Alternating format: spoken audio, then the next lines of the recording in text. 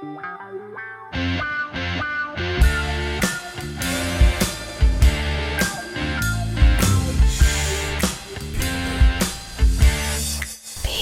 training.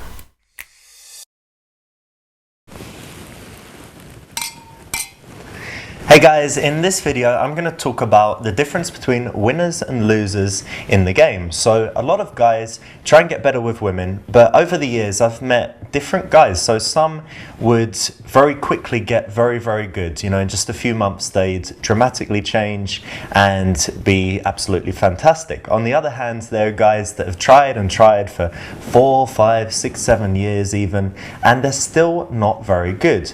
And I've looked at the differences between these guys, and so in this video I'm going to tell you how you can avoid falling into the losers camp and end up in the winners camp. So the first thing is that a lot of guys just study techniques. If you're on forums all day, if you're watching products all day, the problem is you don't actually become a more interesting or a better person.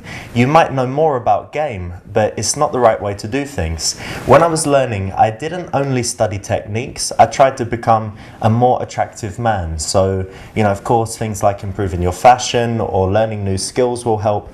But when you read books, you know, about psychology or about pickup, try and think about the wider application. Try and think about how it will help you in business, in your social circle, and always try and become a more attractive man rather than a guy that just knows more techniques. So that's the first mistake that I see guys make. The second one that I see guys make is one to do with feedback.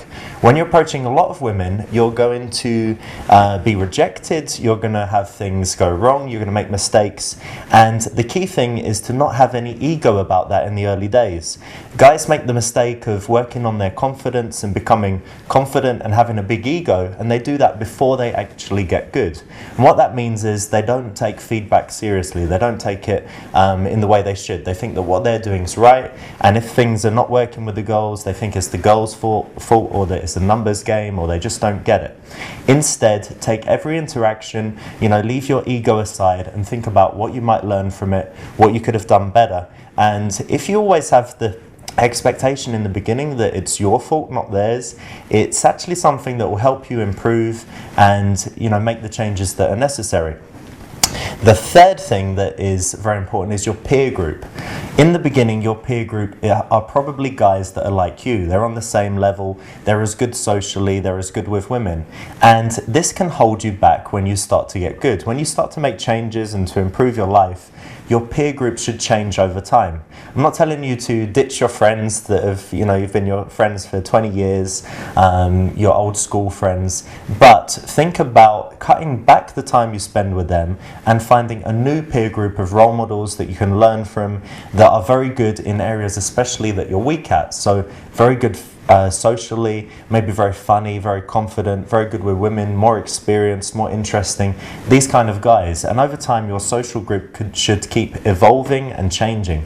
Of course, having female friends and things will also help as well. Over time, you want to be in more demanding situations. So if you approach a tourist in a tourist spot who's on her own and she's bored and she's not very attractive, she's not going to give you the kind of harsh test that you really need to get very good. To get those harsh tests, you have to go to places that would scare you and approach groups that would scare you, approach the bitchy looking girls, get into the best clubs and approach the girls that everyone wants to talk to. By doing this, over time you become confident and able to handle these situations. When you can handle the most demanding social situations, then you're going to take that step forward and become better. The final thing is to do with day game.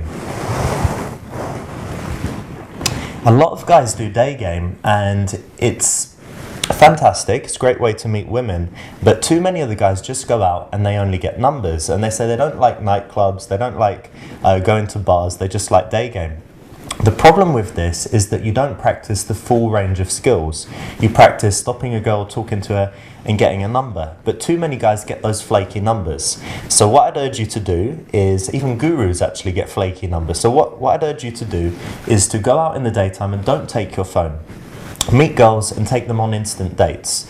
After you've spoken for 10 minutes, say, listen, I've got some time, right, why don't we go and grab a coffee?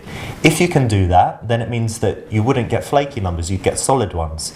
Likewise, when you go out to the nightclub or the bars, don't take your phone with you. Try and get girls to change venues, to come back to your place, to come to an after party. And by not focusing on the number, it will really improve your game.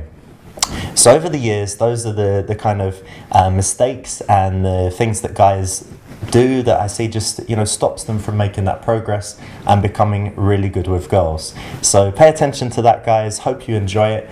Leave your comments below as usual, and thanks for watching.